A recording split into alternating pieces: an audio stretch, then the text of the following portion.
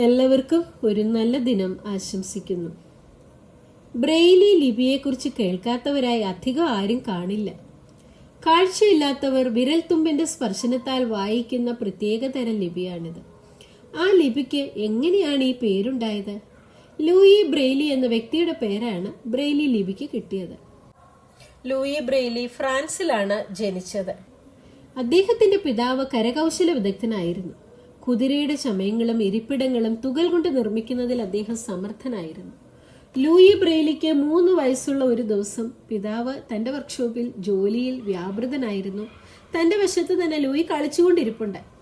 പെട്ടെന്ന് ഏതോ അത്യാവശ്യ കാര്യത്തിനായി പിതാവിന് പുറത്തേക്ക് പോകേണ്ടി വന്നു. പിതാവ് അവിടെ ഇല്ലാതിരുന്ന സമയത്ത് ബാലനായ ലൂയി പിതാവ് ഉപയോഗിച്ചിരുന്ന ഉളി പതുക്കെ എടുത്തു.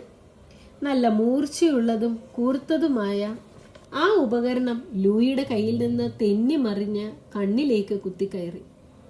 കരഞ്ഞ് അലമുറയിടുന്ന കുഞ്ഞിന്റെ അടുക്കിലേക്ക് പിതാവ് ഓടിയെത്തിയപ്പോൾ കണ്ണിന് ആഴത്തിൽ മുറിവേറ്റ അവസ്ഥയിലായിരുന്നു ലൂയി.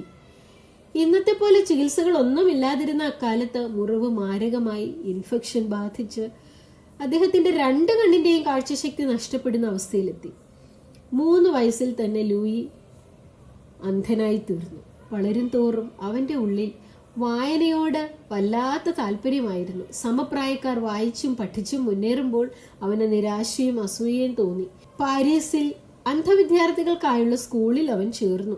അതിനോടകം അന്ധർക്ക് വായിക്കാൻ ഉതകുന്ന ലിപി കണ്ടെത്തണമെന്ന ആഗ്രഹവും അവനിൽ കലശലായി തീർന്നു.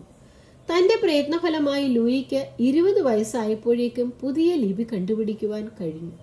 കടലാസിൽ ആണികൾ കൊണ്ട് കുത്തി ഉയർന്നു നിൽക്കുന്ന കുത്തുകൾ ഉണ്ടാക്കുക. 2 വരികളിലായി 6 കുത്തുകൾ വീതമുള്ള യൂണിറ്റാണ് അക്ഷരങ്ങൾക്ക് രൂപം നൽകുന്നത്. വിരൽത്തുമ്പിന്റെ സ്പർശനത്താൽ വാക്കുകൾ വായിക്കാനും കോമയും കുത്തും എല്ലാം വിരൽത്തുമ്പ് കൊണ്ട് മനസ്സിലാക്കുവാനും കഴിയും. ഇംഗ്ലീഷിലേക്കുള്ള ബ്രെയിലി ലിപി 1932 സാധ്യമായത്. ഇന്ന് ലോകത്തിലുള്ള പ്രധാന ഭാഷകളിലേക്കെല്ലാം ബ്രെയിലി ലിപി എത്തിച്ചേർന്നു. സംഗീതത്തിന്റെ നൊട്ടേഷനും ഈ ലിപിയിൽ ചെയ്യുന്നുണ്ട്. കാഴ്ചയില്ലാത്തവരുടെ ലോകത്തിൽ അത്ഭുതങ്ങൾ സൃഷ്ടിച്ച് അറിവിന്റെ വാതായനങ്ങൾ തുറന്നുകൊടുത്ത് ലൂയിസ് ബ്രെയിലി എന്തു വലിയ സേവനമാണ് ചെയ്തത്. ആരുടെ ജീവിതത്തിലും പ്രതിസന്ധികളും പ്രശ്നങ്ങളും ഉണ്ടാകാം. അവയോട് നാം എങ്ങനെ പ്രതികരിക്കുന്നു എന്നതാണ് പ്രധാനം. ക്രിയാത്മകമായി പ്രതികരിക്കുന്നവർ കൈപ്പേറിയ അനുഭവങ്ങളെ മധുരതരമാക്കി മാറ്റും. പരിമിതികളെ മറികടന്ന് വിജയം കൈവരിക്കുന്നവരായി തീരും.